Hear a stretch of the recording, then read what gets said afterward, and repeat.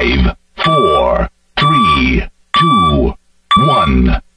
시사 안드로메다. 시사 안드로메다. 시사 안드로메다.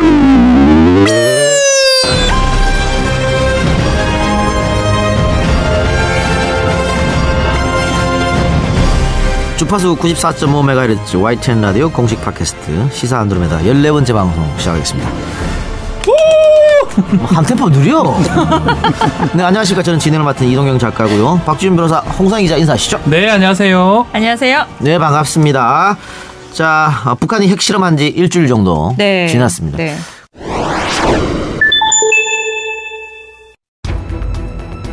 대륙간 탄도로켓 장착용 수소탄 시험에서 완전 성공! 우리의 핵무기 설계 및 제작 기술이 핵탄의 위력을 타격 대상과 목적에 따라 임의로 조종할 수 있는 높은 수준에 도달하였다는 것을 명백히 보여주었으며 국가 핵무력 완성의 완결 단계 목표를 달성하는 데서 매우 의의 있는 계기로 된다. 최근 가운데서 가장 어떻게 우리 국민들이 위협을 느끼는, 그렇죠? 딱 일주일인데요. 지난주 일요일이었거든요. 깜짝 놀랐어요. 무섭습니다. 예. 또 보수 일간지 종편들 일주일 내내 이 문제 가지고 대대적으로. 그렇죠. 좋아했죠. 근데 이거는 뭐 종편을 떠나서 할 수밖에 없는 상황 아닌가? 종편 치어리더 또 종편 편든다. 아니, 편이 아니고요. 편드네요 지금 상황이 심각한 건 아닌가 싶긴 한데요. 안보팔이 아니에요? 글쎄요. 일요일날 저는 그 종편에 연락 왔는데 안 갔어요. 이 목소리는 오늘 스페셜 게스트인데요. 네. 정식으로 호명도 안 했는데 툭 나오는 거는 처음입니다. 네, 좀 기다려주세요. 누군지 정식으로 소개할 테니까. 네, 그리고 야당 같은 경우에 지금 문재인 정부가 무책임한 대북 정책을 펴고 있다고 비판하면서 자유한국당 의원들이 외교단을 구성해서 미국에 간다고. 뭐 가는 건 좋은데. 홍남표가 본인이 직접 하시겠대요. 그래요? 네, 문재인 대통령 못 하신다고. 그럼 하세요. 대표님 좋죠 뭐. 예. 예. 뭐 야당도 하고 청와대도 하고 하면 좋죠 뭐. 예. 미국 귀찮겠다. 만나 줄라나? 그래. 하여튼 안보가 굉장히 불안한 상태고 네. 사실은 얼마 전까지만 해도 북한이 미사일을 쏘든 뭐든 우리 국민들이 사재기 이런 거 안 했거든요. 절대. 안정적이었고 외국 국민들만 한반도 전쟁 이런 얘기 했어요. 다 물어본대요. 외국의 친구들이 괜찮냐고 실제냐고 막 물어본대요. 그러니까 그만큼 급박한 그런 상황인데 이런 안보에 대한 불안감이 확산되면서 공포를 느끼는 분이 많습니다. 그래서 오늘 시사 안드로메다는 최고의 북한 전문가. 현존하는 우리나라 최고의 북한 전문가입니다. 예. 아, 그래요? 예. 현존하는. 여기요. 요 방에서 현존하는. 예. 불안한 한반도 정세를 진단해 보겠습니다. 시사 안드로메다가 선정한 이번 주 최고의 안드로메다인 바로 이분입니다. 주간 안드로메다. 본부는 응답하라. 응답하라. 본부는 응답하라. 응답하라. 네, 경남대 극동문제연구소 김근식 교수 모셨습니다. 오, 반갑습니다. 안녕하세요. 너무 과분한 소개를 해주셔가지고 몸둘 바를 보겠습니다. 얼굴 빨개지셨어요. 저희 방송이 이제 시사 코미디를 표방하는데 예. 뭐 근엄하게만 말씀하고 가시면 안 됩니다. 재밌게 말씀하고 가시면. 시사와 코미디가 결합하는 게 쉽지는 않죠. 그렇죠. 네. 최초의 시도예요. 근데 되게 다 재밌다 그래요. 뭐 굉장히 지금 뭐 방송 얼마 되지 않은데 순위가 엄청 올랐다고. YTN 대표 방송이 됐어요. 그건 그렇고 본격적 방송 들어가기 전에요. 우리가 어제 방송에서 마강수교수 얘기를 했지 않습니까? 네. 근데 이분이 시간이 많이 남아서 어제도 여기 있어 우리랑 같이 있었어요. 네. 그래서 마강수교수 얘기할 때 들었다더라고. 네. 그래서 조금 얘기를 같이 한번 해보고 싶다 그래서 우리 오프닝에서 한 5분만 하고 갑시다. 네. 그렇죠. 정말요? 예. 마 교수님하고 친분이 있으셨습니까? 아닙니다. 같은 시대를 산 건 아니고요. 마강수 교수의 그 즐거운 사람 나왔을 때가 91년 뭐 이쯤이니까. 맞아요. 네.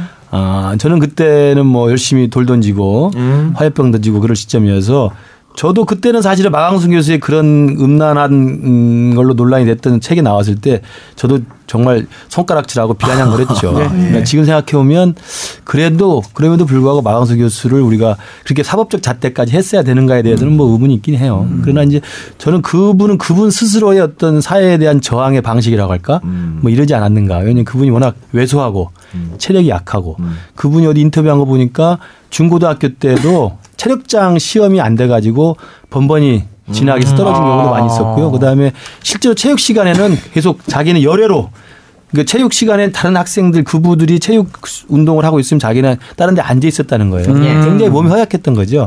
그런 허약한 체질과 남자로서의 어떤 그 신체적인 어떤 왜소함 이런 것들이 성적 판타지로 연결됐을 가능성이 있지 않겠느냐.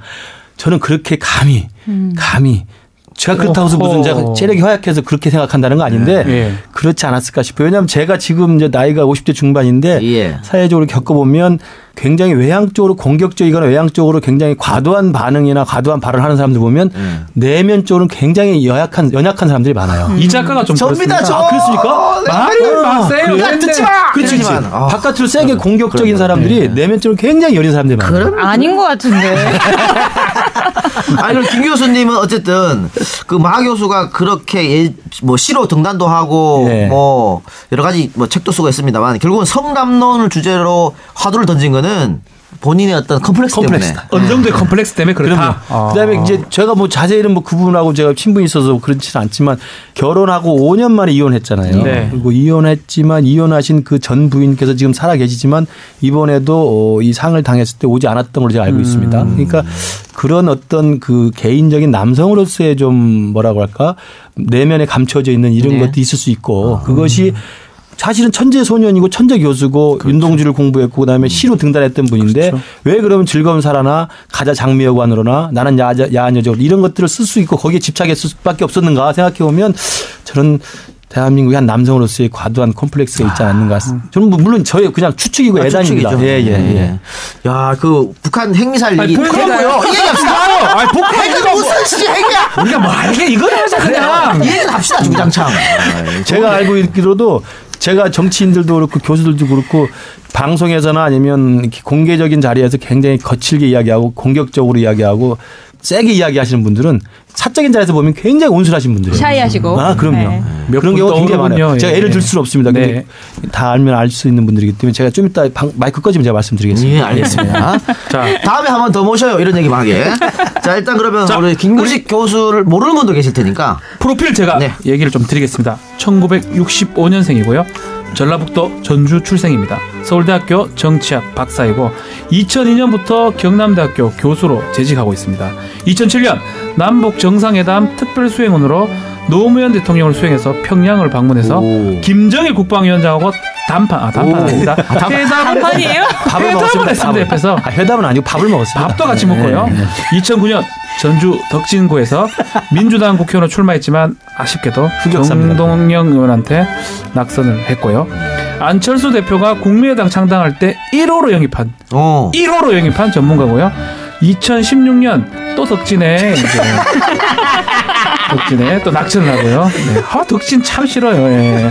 안철수 대표의 대북 문제 멘토로서 지금 맹활약하고 있고 제가 아는 한 현존하는 대북 최고의 전문가가 아닌가. 지금 국민의당 한반도 평화기획단장이신데 지난주에 저희가 정청래 전 의원 나오셔서 이 시대의 낙천인이라 그러셨잖아요. 이 시대의 낙천인 투세요. 저는 정청래 의원에 비하면 뭐 세 발의 피고요. 정말요? 저 이거 진짜 이거 물어보면 안 되는데 비례 그때 가신다고 했었는데 그거 좀 받으시지. 그게 이제 다 능력의 부족이고 저의 이제 그 내공의 부족인데요. 그때는 제가 너무 그 자존심이 강했던 거죠. 그 번호 순위에 얽매이지 않고 넉넉하게 될 번호였어요. 넉넉하게. 조금만 자기 자신을 죽였으면 되는데 답변 얄밉다. 그 자존심 때문에 거부했던 거지.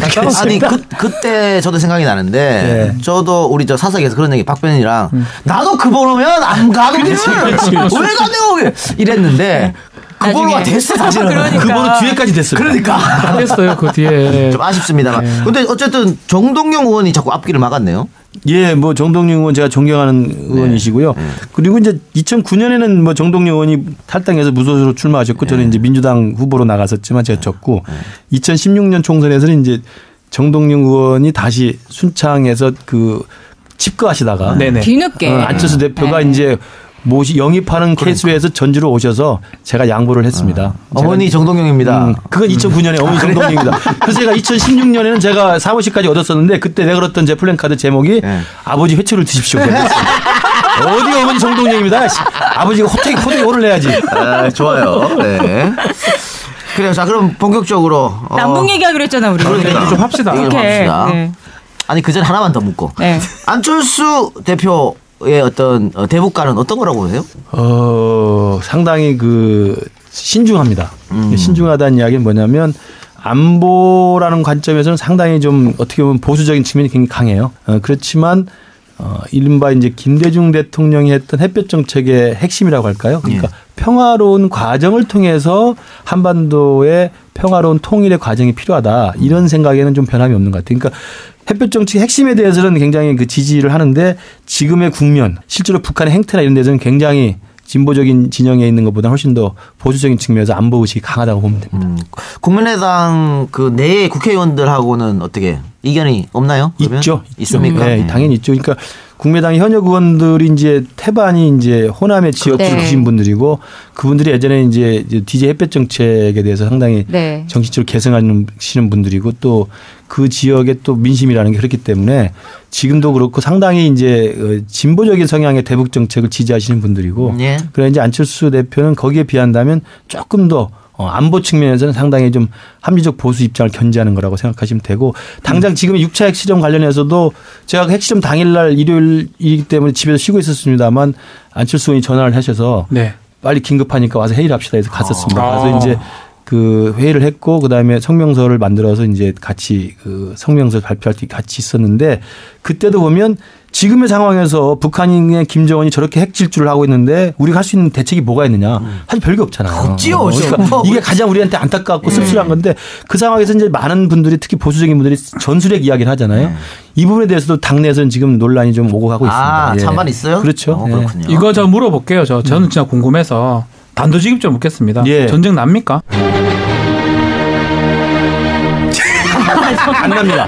안 나고. 이런 게 궁금하다니요. 안 나고 그다음에 지금 뭐 여유가 있으신 분들은 최근에 핵실험 이후에 이 주가 폭락한 거에 대해서는 지금 많이 사주시기 바랍니다.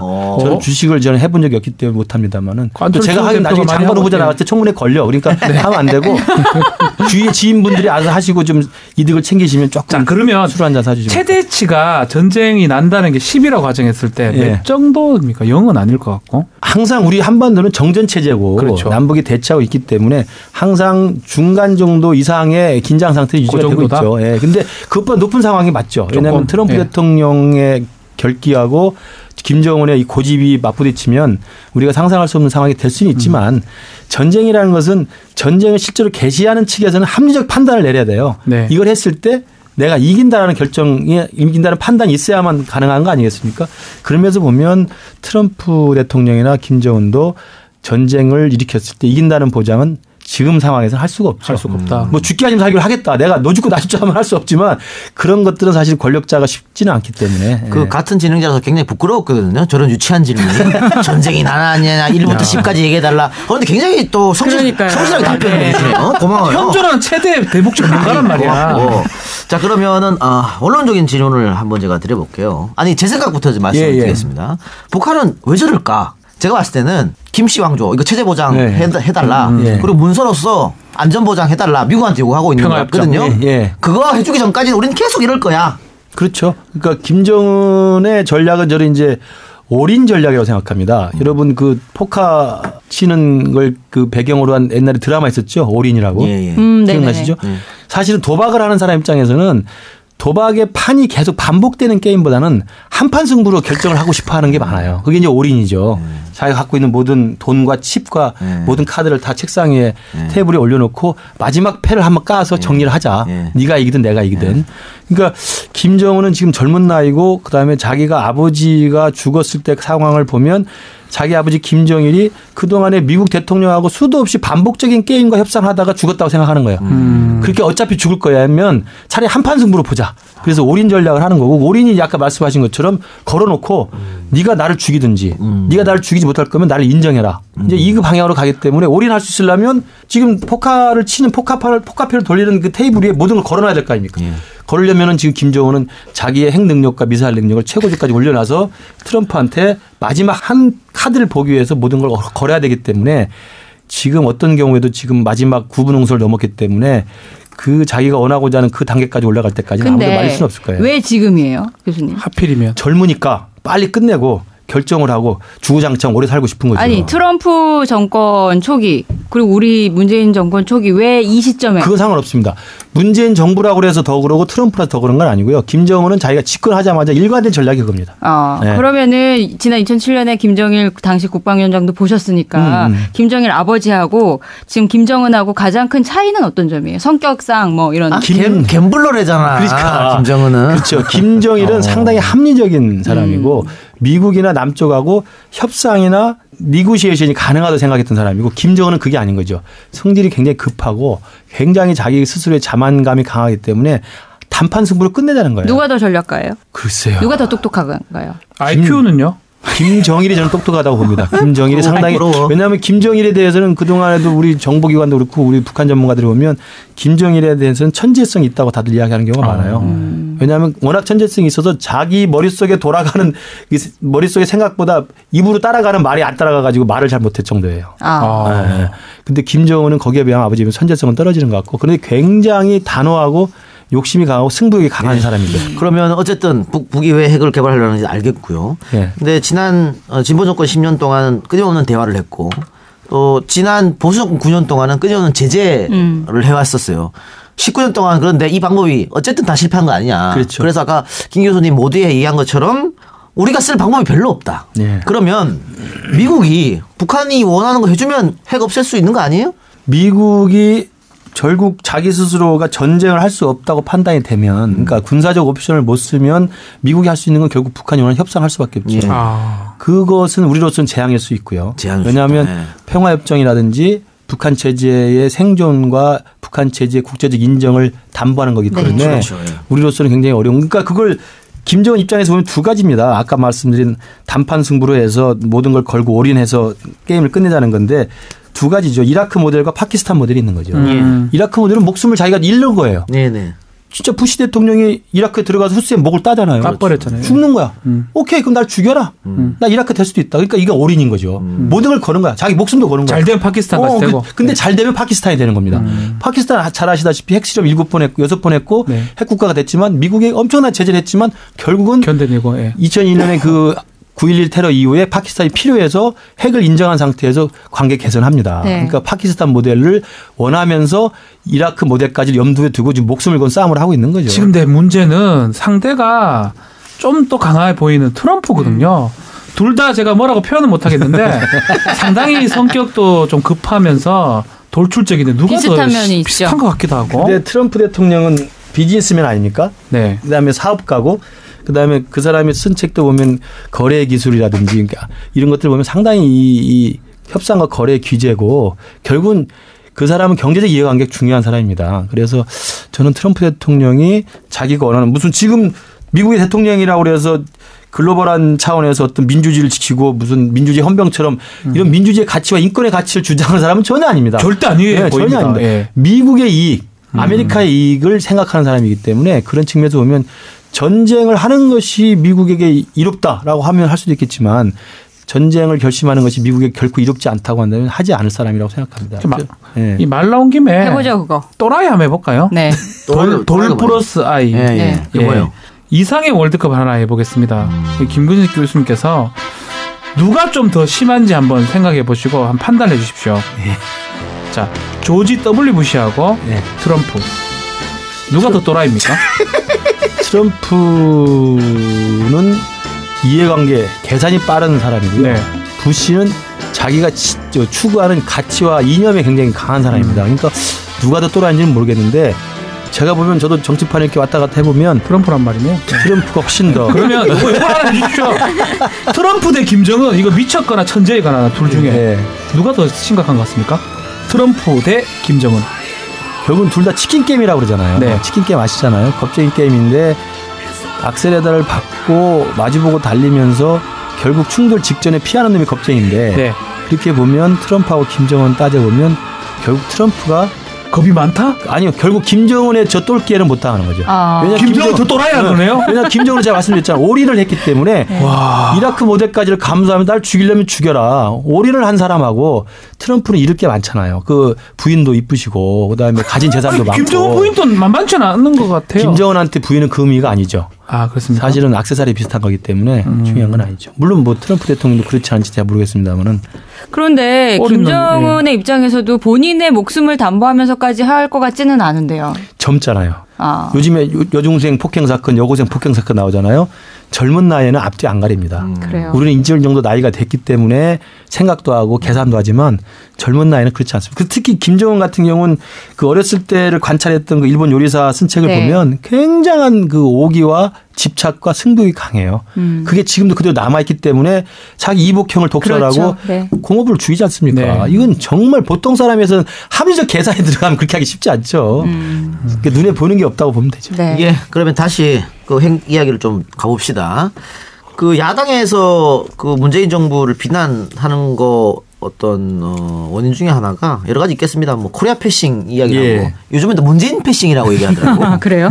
근데 이게 뭔 의미가 있을까라는 생각도 들거든. 이 말은 누가 만든 거예요? 아니 그 어차피 네. 북한은 우리랑보다는 미국하고 대화하려고 하고 원래부터. 그렇게 해서 대화가 잘 되면 좋은 거 아니야? 근데 굳이 이렇게 하면서 공격할 필요 있을까 생각하는데 교수님 어떻게 생각하세요? 그러니까 코리아 패싱, 문재인 패싱의 가장 기본적인 그 원인은 뭐냐면 물론 이제 자유한국당의 야당에서 이제 비난하기 위한 거리로도 하긴 하지만 가장 큰 그 약점은 뭐냐면 미국과의 신뢰가 없다는 거예요. 그러니까 그동안 DJ도 보면 김대중 대통령 시절에 당시에 클린턴 대통령 그다음에 임기 말에는 부시 대통령하고 한 1년을 같이 지냈는데 미국 대통령과의 기본적인 신뢰와 한미동맹에 대한 신뢰가 있어야만 북한도 우리를 쳐다봅니다. 왜냐하면 북한도 계산이 빠른 놈들이거든요. 예. 내가 서울을 가는 이유는 본래 가고자 하는 워싱턴을 가기 위해서 서울을 건져서 가는 건데 제가 서울을 보니까 서울이 워싱턴과 사이가 안 좋아.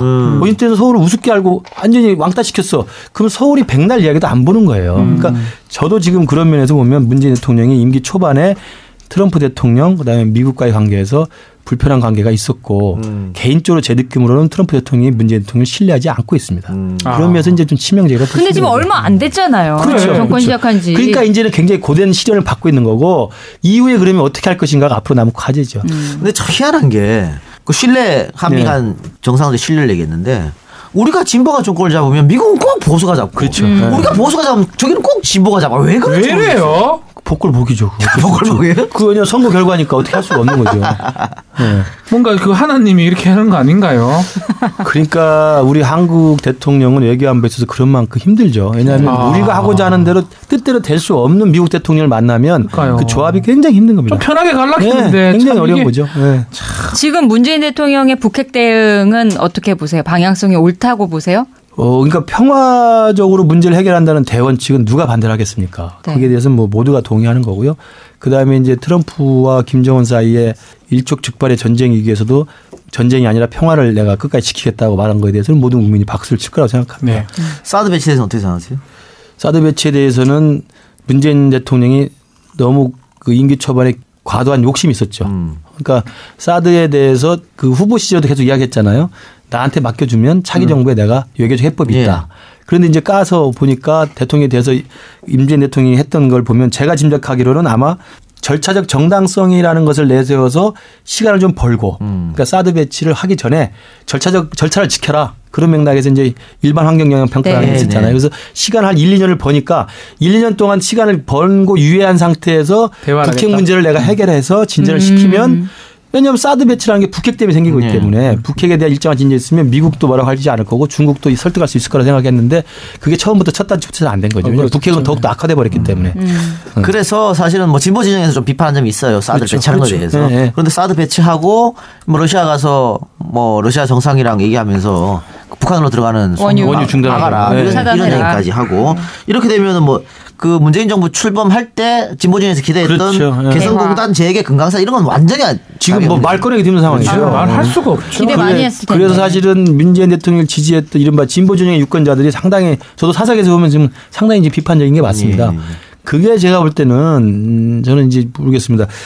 저는 문재인 대통령 임기 한 지금 한 100일 지나서 거의 이제 4개월 가까이 되는데 보면 외교안보에 관한 한 문재인 대통령한테 저는 YS의 그림자가 좀 어린거린다. 이런 생각이 좀 들어요. 그러니까 YS 대통령 때 민주화 원년의 대통령이고 문민정부 대통령 아닙니까? 그렇죠. 그래서 국내적으로 굉장히 많은 업적을 남겼는데 당시 대북 정책과 핵 문제에 관한 한 냉탕 온탕은 너무 많이 왔다 갔다 하는 왔다 갔다 하는 냉온탕 때문에 결국 측면. 한반도 문제에서 주도권을 뺏겨버리거든요. 저는 문재인 대통령도 물론 이제 아직 시간이 많이 남았기 때문에 두고 봐야 되지만 지금까지의 대북 정책과 외교안보 정책의 그 상황을 보면 냉탕 온탕을 너무 왔다 갔다 하는 경우가 많아요. 그럼 지금이라도 어떻게 해야 된다고 보세요? 자기 철학과 지조를 지켜야죠. 자기 철학과 지조. 그러니까 예를 들면 강하게 아니면 정말 내가 북한을 협상회로 끌어들여서 미국과 상관없이 내가 평화적 해결하겠다는 원칙이 있으면 미국이 할 말 해야 되는 거죠. 근데 보세요. 그 전에 대통령 돼가지고 사드에 대해서 자기 보관을 가지고 국방부 정책실장 해임시킬 정도로 사드 보고 누르겠다고 군기를 잡았는데 워싱턴 딱 가니까 거기에 팍 숙이잖아요. 그럴 거면 하지 말았어야 되는 거죠. 왜냐하면 서로 득이 없는 거거든. 정말 할 거면 그러면 트럼프에 가서도 그럼 당당하게 야, 너 그렇게 생각하는 건 내가 아는데 나는 그게 아니니까 네가 나를 어떻게 하든지 상관없어. 나는 내 길 갈 거야. 네가 알아서 해. 라고 단호하게 나가는 게 낫지.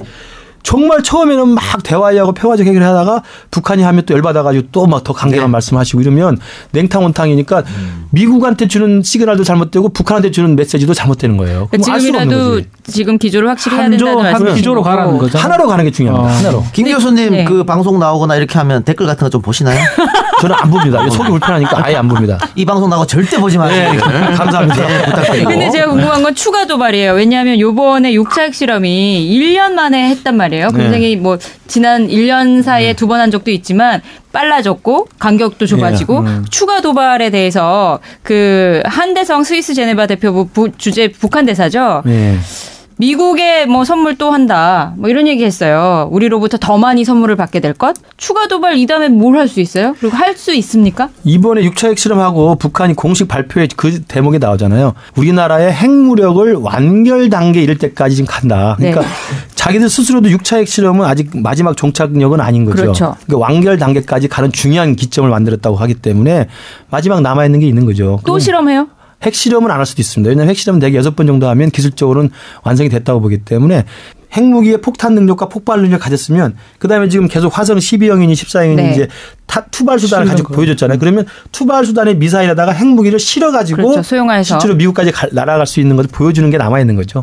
그게 아마 핵무력을 완성하는 마지막 단계일 거예요. 그러니까 제가 봤을 때는 그 경량화, 네. 그다음에 대기권 제진. 그렇지. 근데 이걸 우리가 논의할 필요가 없을 것 같아요. 이미 좀 이미 우리는 네. 그 전에 미국한테는 그게 레드라인인지 모르지만 그러니까. 우리에게는 이미 노동미사일이나 스커드 미사일 정도로도 이미 핵무기를 가지고 있는 이상은 우리는 그냥 북한의 핵인질이 되어 있는 겁니다. 그렇죠. 네. 거기까지. 아무 의미 없어요. 그거. ICBM이나 이런 건 다 미국 의미 없는 거죠. 미국하고 그럼요. 관계된 그럼요. 얘기고. 그렇죠. 그런데 왜 그 일본 뭐 열도를 뛰어넘어서 쏘기도 했고 그렇다면은 정말 괌 쪽으로 한번 위협 미사일을 날릴 수도 있다고 보십니까? 앞으로. 검포를 놨는데 그것도 김정은으로서는 쉽지는 않죠. 왜냐하면 괌에 정말 포위 사격을 해서 공해상에 쏜다 하더라도 트럼프 대통령이 정말 자기의 미국 영토 근처에 그런 중거리 미사일을 쏜다면 가만히 있기 쉽지 않거든요. 그러면 만약에 실제로 김정은이 괌 쪽으로 쏘아 올렸고 트럼프 대통령 거기에 요격을 지시하면 이건 사실은 군사적 충돌이 되잖아요. 그렇죠. 그런 부분은 사실은 어렵죠. 그러니까 그 상황에서 저도 또 제가 댓글을 감수하더라도 한 말씀 드리면 문재인 대통령이 거기서도 잘못한 거예요. 왜냐하면 8월 초순에 트럼프 대통령은 화형과 분노에 직면할 것이라고 거의 전쟁을 시사하는 발언을 했고 네. 바로 그 직후에 김정은이 무슨 화형과 분노야? 내가 너 괌에다가 내가 4발을 쏘겠다. 거의 궤적까지 다 이야기를 할 정도로 했단 말이에요. 그러면 사실은 두 센 스트롱맨이 거의 맞부딪힐 때까지 갔는데 그때 8.15 경축사에서 대통령이 뭐라고 하셨습니까? 우리는 어떤 대가를 지불해서라도 전쟁만을 막겠다. 네. 국민들이 환호하죠. 좋죠. 네. 그다음에 또 하나는 얘기가 대한민국의 허락 없이는 절대 전쟁은 개시할 수 없다 이야기했어요. 네. 그럼 그게 김정은이 허락받고 합니까? 트럼프가 허락받고 합니까? 트럼프한테 주는 메시지잖아요. 그러면 김정은과 트럼프가 싸우기 일부 직전인데 우리는 한미 동맹국인데 우리나라 대통령이 경축사에서 트럼프한테 야, 너 전쟁하지 마. 나는 어떤 경우 너한테 전쟁을 허락할 수 없어. 라고 말한 거예요. 트럼프가 불편하겠습니까? 안 하십니까?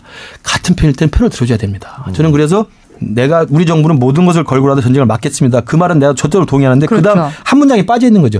그럼에도 불구하고 전쟁은 내가 필요하다면 피하지 않겠습니다라고 이야기했어야 되는 거예요. 오히려 그 이야기를 안 하셨어요. 안 하셨어요. 그게 제가 볼 때 YS 그림자가 어린거리는 거예요. 그 얘기했으면 날렸을 것 난리 같은데. 났는데. 아, 해야 됩니다. 군통수권자는 그런 단호함을 보여줘야 됩니다. 자, 그러면 제가 단도직입적으로 만약에 트럼프가 북한에 내놓을 수 있는 초강력 대책 이런 거 어떤 게 있을까요? 말뿐입니다. 아. 제가 지난 대선 끝나고 대선 패배의 마음을 끝으로 안고 일본에 잠깐 세미나 갔다 왔는데요. 네. 그때 일본에서 학술회의 때 일본 학자가 하는 이야기를 아주 재밌게 들었는데 트럼프를 정신분석학적으로 분석하겠어요. 네. 세 가지 단계를 이야기하더라고. 첫 번째는 오버 컨피던스. 굉장히 과도한 자신감이 있는 거야. 처음에 무조건 말할 때 야 뭐 김정은 저거 아무것도 아니야. 네. 그건 뭐 미치고 하니 그거 내가 알아서 할게. 다 할 수 있어. 오버 컨피던스를 보여줍니다. 그건 걔는 그것뿐만 아니라 그동안 사업을 할 때도 사업가적인 면모를 볼 때 항상 과도한 발언을 합니다. 오버 컨피던스. 두 번째는 오버 리액션입니다.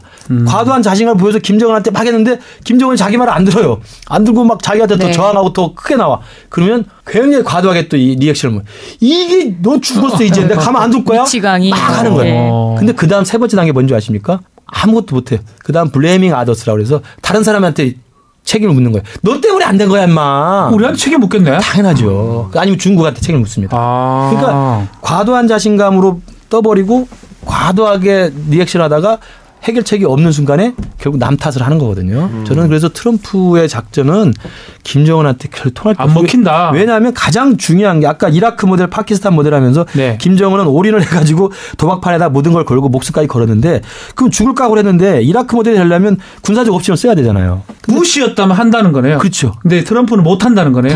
부시여서 하는 게 아니라 부시는 이라크니까 가능했죠. 아. 한반도는 불가능합니다. 왜냐하면 한반도라는 특수한 상황은 적어도 트럼프가 아무리 또라이라고 해도 군사적인 옵션을 결정하려면 세 가지의 확실성이 있어야 됩니다. 하나는 타격할 목표를 정확히 알아야 될 거 아닙니까? 김정은 잠수작전 한다는데 김정은이 어디 있는지 알아야 될 거 아니에요. 네. 그다음에 핵무기가 어디 있는지 알아야 될 거 아니에요.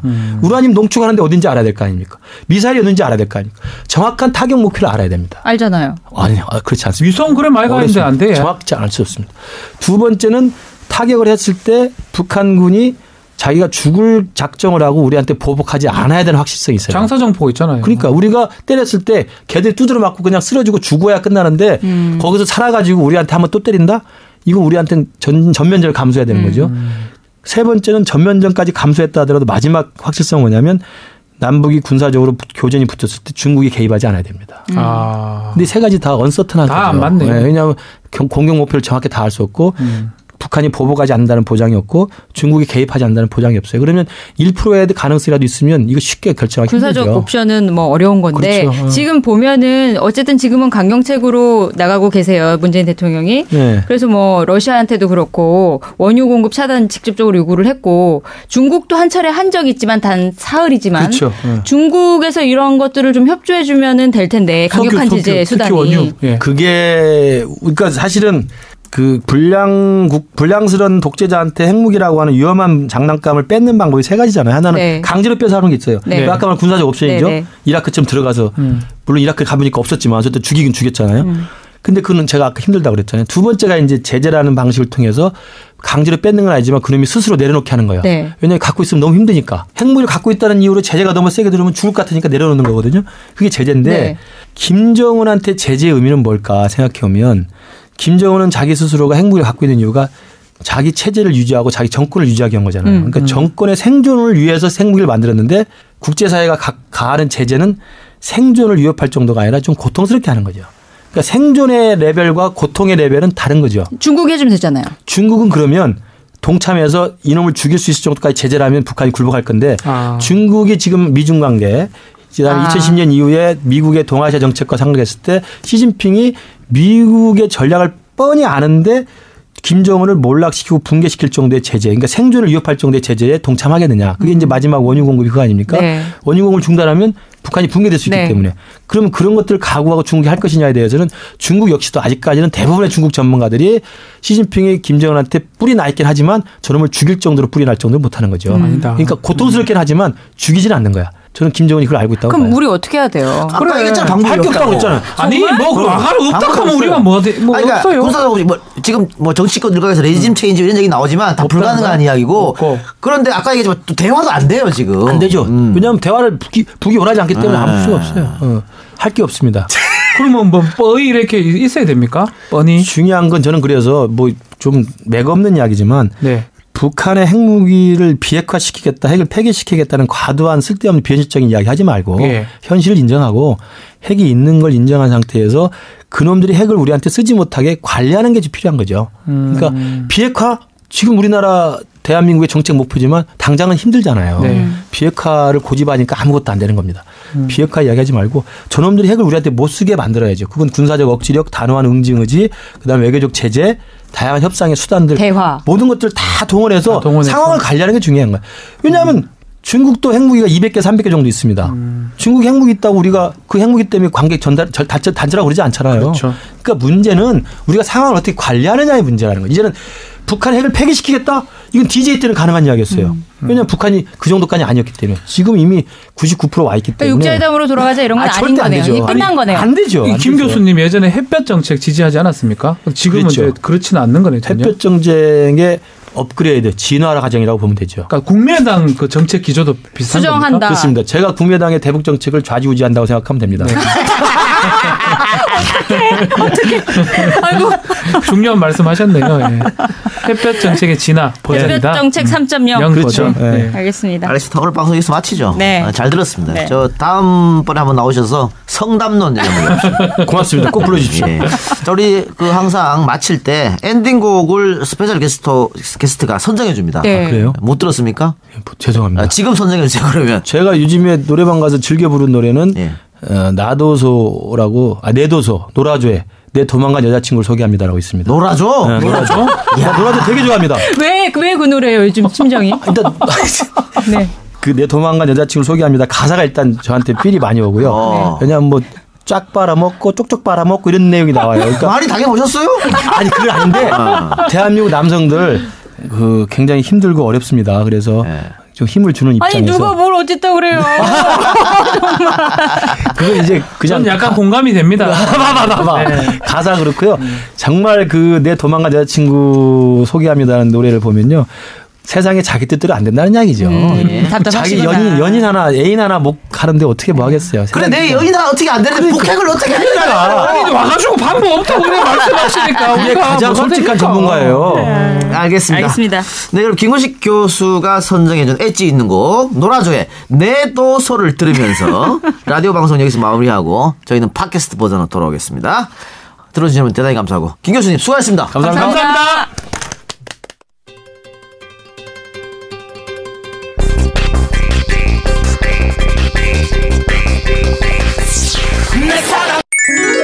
원곡은 YTN 라디오 매주 토요일과 일요일 밤 11시 20분에 확인하세요. 신사숙녀 여러분과 함께하는 시사 안드로메다.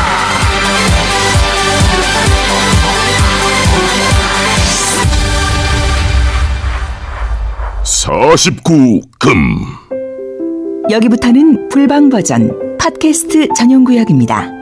지금부터 방송되는 내용은 FM 94.5MHz YTN 라디오와는 전혀 관련이 없음을 미리 사전에 분명히 고지합니다. 이 방송을 청취하시던 분들은 잠시 숨을 고르시고 고 스톱을 결정하시기 바랍니다. 특히 도덕성이 남달리 투철하신 분들, 순진무구하여 비속어와 욕설에 익숙하지 않은 분들, 심신미약자, 빈속, 임신부, 노약자, 고혈압, 컨디션 안 좋으신 분, 비위약하신 분들은 주의하시고 꼰대들은 절대 사절합니다.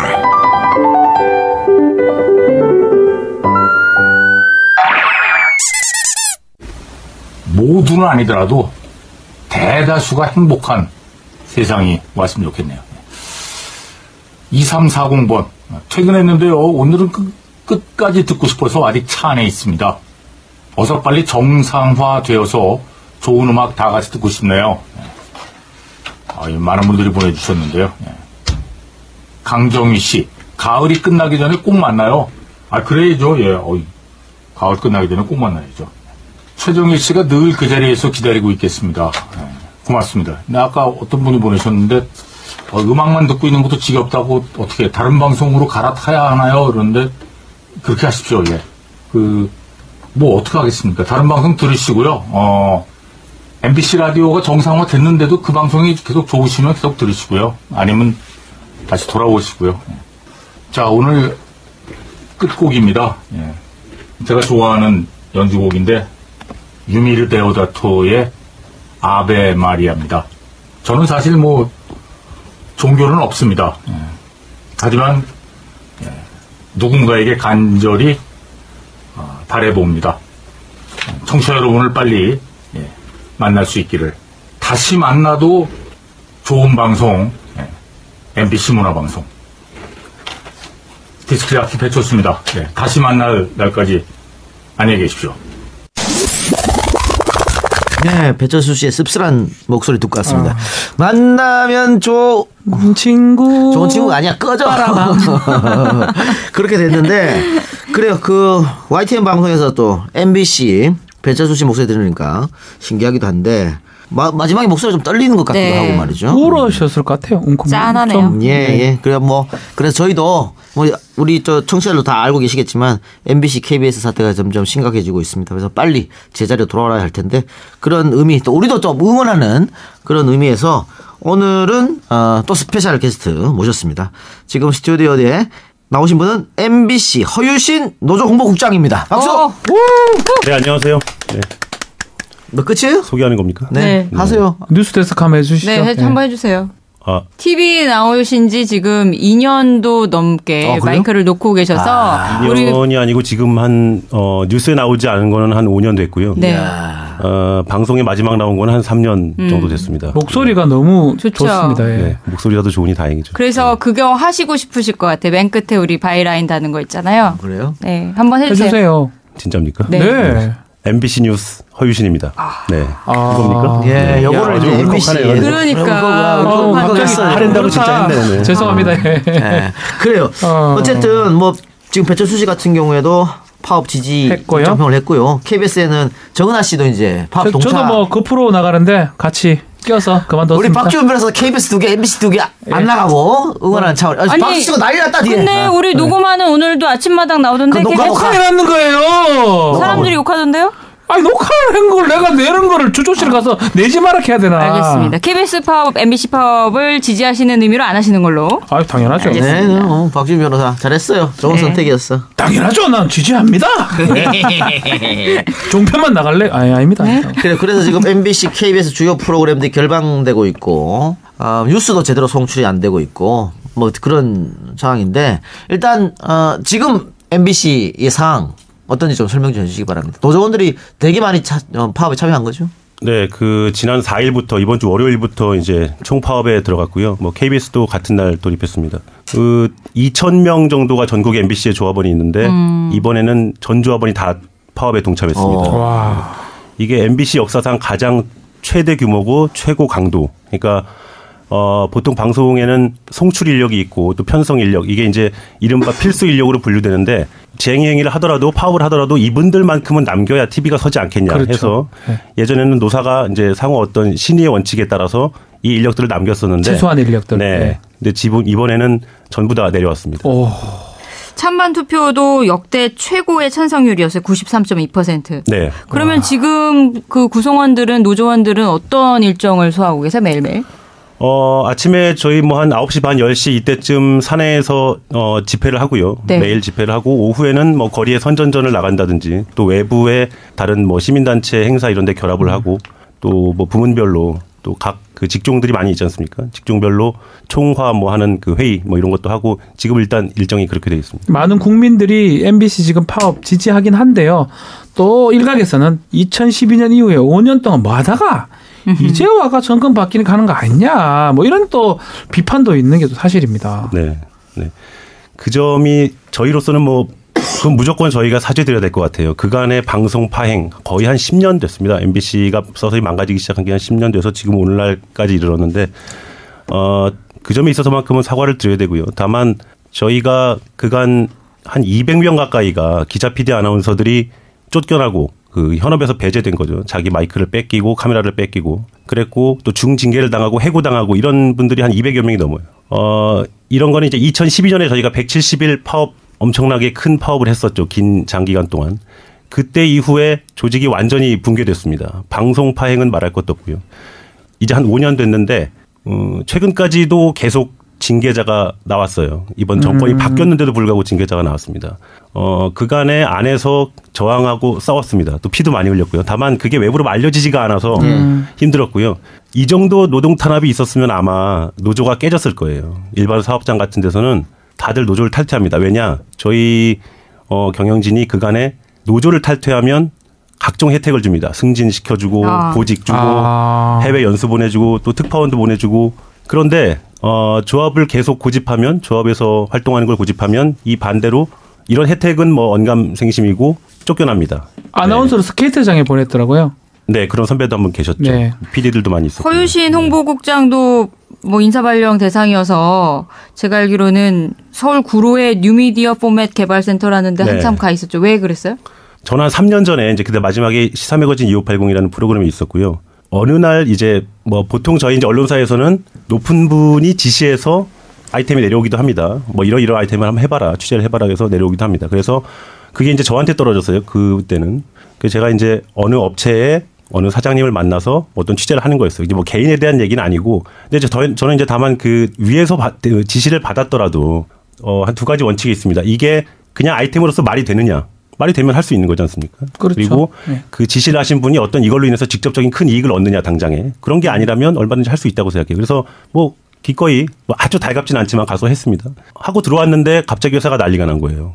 너 가서 뭔 짓을 하고 왔길래 지금 이러는 거야. 그래서 저랑 같이 취재 갔던 보도국의 어떤 후배는 막 부장이 큰 소리를 지르면서 막 나가라고 그러고 뭐 이랬다는 거예요. 그래서 알아보니까 제가 거기 취재를 가서 거기에 있는 어떤 뭐 업체의 사장님인데 그분께 저한테 아이템을 지시했던 분과 어떤 친분이 있냐. 사실 뭐 이런 얘기 그냥 할 수 있는 거거든요. 예전에 우리 취재원들 취재 뭐 나가서. 다 끝나고 나서. 잘 아세요? 뭐 이렇게. 친하신가 봐요. 어떻게 하시는지 그냥 뭐 궁금해서. 뭐 별거 아닌 것 같은데. 예. 그런데 이 경영진이 자신감이 없는 거예요. 그러니까 사원들이 이거를 제가 우롱했다고 생각한 겁니다. 비꼬았다고 생각하는 거예요. 그래서 하여튼 그 아이템이 갑자기 킬됐어요. 저희 말로. 다 찍어놨는데. 아이템이 취소되고 아니 이제 취재를 하려고 하는데.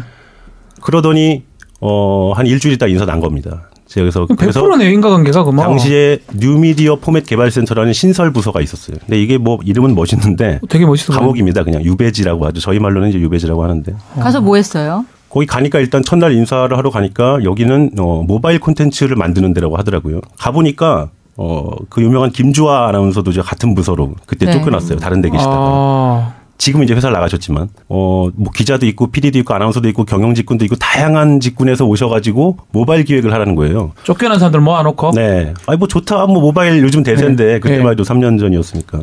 하자고 했는데, 아이템을 뭐 좀 찾아보고 기획안을 대충 만들었는데, 하자고 그러니까 예산이 없대요. 받아주질 않는군요. 그러니까 뭐 감옥인 거죠. 그러니까 뭐 일을 시키려고 만든 조직이 아닌 거죠. 그냥 이렇게 감옥 속같이 유배해 보내놨는데. 야치구만 양아치들 진짜. 유배 보내놓은기네. 네, 저희는 뭐 저희 말로 그 센터장을 간수라 그러고 저희는 그냥 재소자라고 저희끼리. 그래 김주아 씨는 못 찾고 나가본 거네요. 그랬죠. 그러면? 아무래도 그렇죠. 또 아나운서들은 이 방송 공백이 길면 초조감이 저희보다는 오갈 데 없는 저희보다는 더하잖아요. 그래요. 그런데 아까 2012년도에 180일 정도 170일 정도 투쟁했다고 했는데 어쨌든 당시 파업은 실패로 끝이 났고요. 네. 이번에 만약에 김장겸을 비롯해서 MBC 간부들이 끝까지 우리도 못 나간다라고 하면 어떻게 170일보다 더 길어질 수도 있잖아요. 어떻게 그런 생각 안 해보셨어요? 이번엔 그렇지 않을 걸로 봅니다. 네, 이번에는 자신 있고요. 이번이 마지막이기 때문에 저희도 사실상 이번에는 뭐 그렇게까지 처절하게 싸울지는 않게 되지 않을까 뭐. 그러면 안 되죠 또 그러면. MBC 파업의 핵심 요구사항은 김장겸 사장의 퇴진입니까? 아니면 딴 거 있습니까? 무엇이 있습니까? 저희 이번 파업 그 어떤 공식 슬로건 타이틀이라고 할까요? 이게 공정방송을 위한 파업이에요. 그러니까 공정방송을 위한 단체 협약을 체결하자는 그런 파업이니까 이게 뭐냐면 그냥 공정방송 하자는 겁니다. 지금까지 뉴스가 망가지고 방송이 철저히 파행으로 계속되어 왔기 때문에 이 상황을 빨리 정리하고 이제 정말 방송다운 방송을 해보자는 거예요. 김장겸 사장 지금 경영진의 퇴진은 그 수단입니다. 그냥. 네. 제대로 된 방송을 하자. 네. 근데 사측은 이제 이걸 정치 파업이라고 계속 프레임을 씌워서 공격을 하죠. 지난 2012년에 YTN과 마찬가지로 6명이 해고됐고 그중에 제가 마음 아픈 분 다 마음 아프지만 이용마 기자는 지난해 복마감 진단을 받고 투병 중이에요. 수술도 못 하시고 본인이 거부하시기도 하셨지만 당시 허유신 기자랑 똑같이 노조 홍보국장이었잖아요. 네, 지금 딱 제자리에서 5년 전에 싸우셨죠. 뭐 최근에 시사에 나오고 인터뷰한 것도 보긴 했는데 몸 상태는 괜찮으신 거예요? 작년 8월에 이제 그게 그 판정을 받으셨어요. 복마감이라고 희귀암인데 그 직후에 이제 항암 치료를 전면 거부하셨습니다. 왜냐하면 이게 워낙 희귀암이기 때문에 뭐 검증된 사례가 없어요. 그래서 이거 부질없는 항암 치료를 하느니 내가 지방에서 요양하면서 한번 내 스스로 한번 이겨보겠다라고 하셔서 지방을 한 두세 군데를 다니셨고요. 계시는데 최근에는 이제 다시 올 봄쯤 한 4, 5월쯤 돼서 다시 그 성남 집으로 돌아오셨습니다. 배에 물이 계속 차는 거예요. 이제 복수가 계속 차기 때문에 이걸 지속적으로 병원에 가서 빼줘야 되거든요. 근데 이제 워낙 그 요양하는 데는 낙후된 산골에 있으니까 그게 안 되니까 집에 오셔가지고 계신데 제가 한 달 전에 이제 저희 노조 일루해서 한번 찾아뵀는데 체중이 한 20kg 빠지셨고요. 뭐 사진도 많이 인터넷에 많이 나오고 많이들 보셨을 텐데 지금 뭐 그냥 겉보기엔 좋지는 않지만 말씀 나누고 하실 때는 여전히 뭐 음성 카랑카랑 하시고 예, 괜찮아 보이십니다. 네. 그리고 또 뭐 우리가 걱정하는 부분은 그 파업하고 또 파업 전에 이제 많이 해고되신 분들 혹은 다른 데 쫓겨나신 분들 그분들의 빈자리를 뭐 시온 기자들 혹은 경력 기자들 또 비노조에 있었던 사람들 이런 사람이 채웠단 말이죠. 네. 그러면은 뭐 MBC 파업이 끝나고 사장단이 나가고 그래서 제대로 돌아간다고 하면 그 사람들은 다시 나가라 그럴 수는 없는 노릇 아닙니까? 그렇죠. 사실 그 말씀이 저희가 지금 가장 큰 숙제로 고민하는 부분이에요. 이게 이제 싸움이 시작된 마당에 사실 이 문제까지 얘기하기는 조금 시기상으로 이른 면도 있고요. 근데 이제 2012년 저희가 졌을 때는 그때 파업할 때만 해도 MBC 사원들이 어떤 크게 봤을 때는 동질성이 있었어요. 다 어떤 격하게 표현하면 서로 밑바닥을 보여주지 않았다고 해야 될까요? 그때는 뭐 눈에 띄게 큰 위기가 없었기 때문에. 근데 지금은 이제 5년 동안 서로 입장이 너무나 달라져 있는 거거든요. 그때 같이 어깨 걸고 싸웠던 동료들도 지금은 완전 입장이 다른 사람들도 많고요. 그래서 거기에 또 이제 말씀하신 대로 2012년 이후에 경력 기자들 또 경력 사원들 많이 들어왔고 그래서 지금은 너무나도 그 입장이나 이해관계 뭐 사고방식 이런 것들이 다양하기 때문에 이 점은 저희가 아마 파업 기간 중에 내내 고민해야 될 부분인 것 같습니다. 그러면 그 사내에서 뭐 소위 말하는 일베 기자 이런 분들 왜 웃으시죠? 그리고 뭐 저 시끄러웠던 뭐 아나운서들 이렇게 만나면 뭐 인사합니까? 안 하고 궁금해서. 이게 인사가 되겠습니까? 그게. 저도 그 프로그램 인사를 안 하려고 하는 게 아니라 할 수가 없습니다. 굉장히 잔인한 조치였던 것 같아요. PD도 이제 또 계약직이 있고 이제 있으면 노조에 참여 안 한다 하더라도 뭐 크게 신경 안 쓴다 그러더라고 계약직들은. 근데 지금 노조에 참여하고 있는 분들이 있죠. 이분들 중에서도. 그 경력 기자들 중에도 한 100여 명 들어왔는데 그분 중에 한 3분의 1? 30한 대여섯 명 정도 지금 같이 하고 있어요, 저희랑. 그래서 경력 기자라고 해서 전부 다 또 저희하고 뭐 대립 관계에 있고 그런 건 아니고요. 그건 아니고. 알겠습니다. 근데 지금 뭐 하시는 겁니까, 지금? 스튜디오에 이상한 남봉꾼이 한 명 들어오셔가지고. 말씀 한번 들어보실게요. 말씀 이제 이왕 모셨으니까 들어봅시다. 일단 본인 소개하십시오. 안녕하십니까. YTN 노동조합 위원장 박진수입니다. 안녕하십니까. 반갑습니다. 자, YTN도 그동안 참 많이 고생했죠, 노조원들. 어마어마했죠. 안 들으면 나 다음 주에 방송 없어지는 거 아니야? 그런 걱정 안 하셔도 됩니다. 그래, 아이고. 그리고 오늘 응원하러 오셨잖아요. 네, 응원하러 왔습니다. MBC 응원 말씀 한마디 해주세요. 공중방송 하자는데 김장장은 뭐요 시벌. 제작진 지금 사색이 돼가고 있습니다. 우리 수대가 술 한잔 하셨네. 맞죠? 하셨죠? 저 원래 술 먹은 것 같아서요. 짧고 굵게 좋았습니다. MBC 힘내십시오. 네, 감사하고요. 그래도 저희 회사 사장이어서 저는 저렇게 못하는데 후련하네요. 대리만족이 되네요. 그래요. 다시 한번 얘기 돌아가서 근데 지금 MBC가 굉장히 망가졌다고 하는데 시청률도 바닥입니다. 바닥. 특히 뉴스데스크는 그래도 예전 MBC 뉴스데스크 그 화려했던 시절이 지금 다 가고 없어요. 화합이 끝이 나고 정상화 되는 데도 시간이 걸릴 것 같고 어떻게 하면 신뢰를 회복할 수 있을까요? 시청자들한테 떨어지는 신뢰를. 그동안 실패했던 거 이제 철저히 반성하고요. 일단은 국민들께 사죄하는 게 먼저인 것 같아요. 그리고 뭐 지배구조를 빨리 바꿔야 됩니다. 일단 MBC가 지금 집권 세력이 MBC를 장악할 수 있는 굉장히 취약한 구조를 갖고 있어요. 근데 과거에 이 체제가 한 30년 가까이 됐는데 이게 이제 87년 체제 그 타협의 산물인데 당시 정치권에. 근데 그간에는 그래도 정치적으로 어떤 여야가 넘지 않을 선이라는 게 있었어요. 서로 간에. 근데 이게 지난 MB 박근혜 정권을 거치면서 이 구조가 너무나 취약했다는 게 지금 드러난 거죠. 마음만 먹으면 그냥 이렇게 만들 수 있는 거라는 걸 이제 안 겁니다.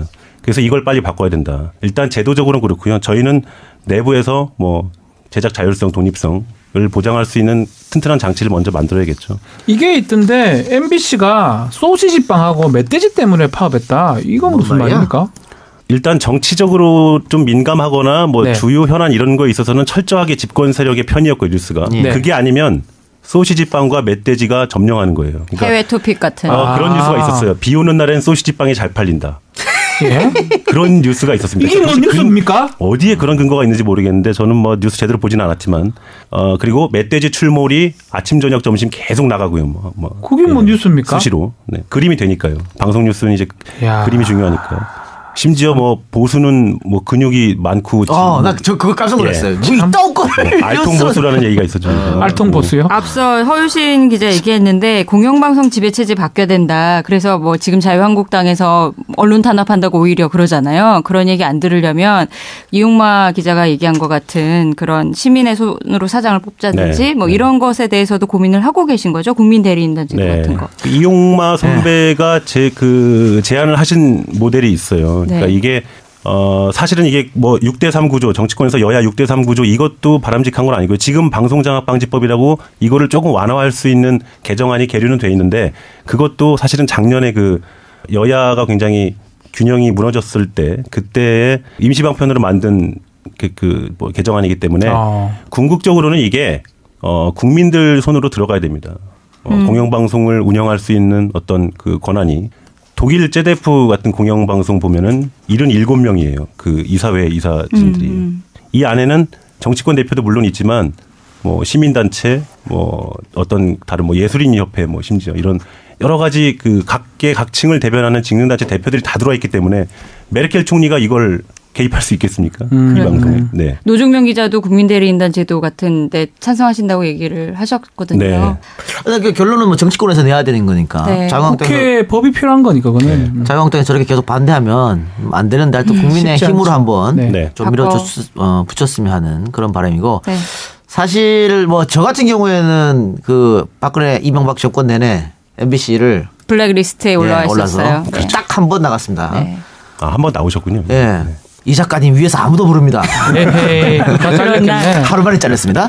근데 나오고 싶습니다. 정상회담 MBC에. 그러니까 부디 빨리 파업 꼭 성공적으로 이 결론을 냈으면 좋겠고 우리 저 청취자들한테 좀 한마디 좀 해주시기 바랍니다. 뭐 좀 도와달라고 좀 부탁도 하든가. 음에 뭐 이런 것도. 참 뭐 면목이 없습니다. 하여튼 면목이 없는데 면목이 저희가 없지. 아무리 밖에서는 MBC 그냥 하나로 봐주시는 거거든요. 그렇죠. 김장겸 경영진이나 저희 정말 처절하게 싸우는 우리 조합원들이나 다 하나의 MBC여서 니들 필요 없어. 그냥 가면 돼. 어차피 JTBC 보면 돼 이거잖아요. YTN도 명목 없어요. 그럼요. 네. YTN은 저희보다 그래도 조금 한 발 앞서서 가는 느낌이 있어서 좀 부럽고요. 그것마저도.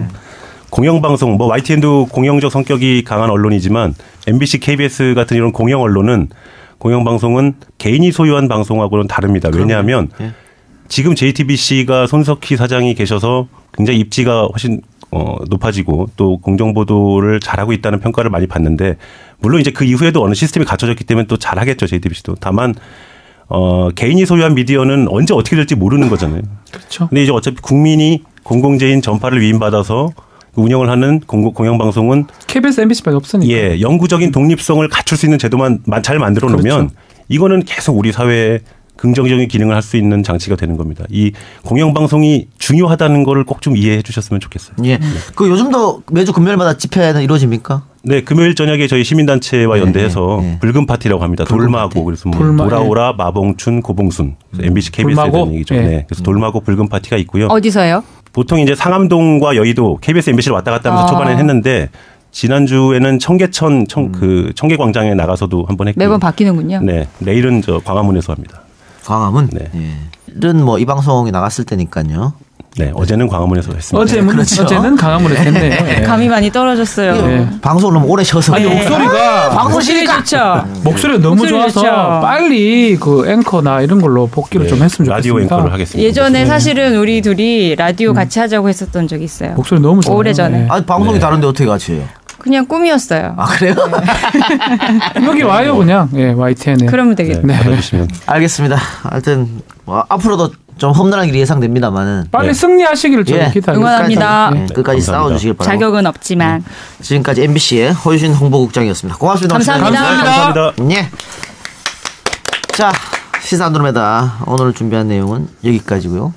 앞에 김근식 교수 내용 악플이 많이 달릴 것 같고 걱정됩니다. 허유신 국장 편은 좋은 얘기가 많이 나왔습니다. 예. 오늘 방송 여기까지. 자, 다음 방송은 역시 토요일 일요일 밤 11시 20분부터 12시까지 YTN 94.5MHz 라디오에서 방송이 되고요. 팟캐스트는 토요일 일요일 자정에 업데이트 됩니다. 다음 방송도 많이 기대해 주시고 주말 잘 마무리하시길 바랍니다. 지금까지 이동영, 박지훈, 홍상이었습니다. 고맙습니다. 감사합니다. 잘자 홍상이야. 정말 시사 안드로메다.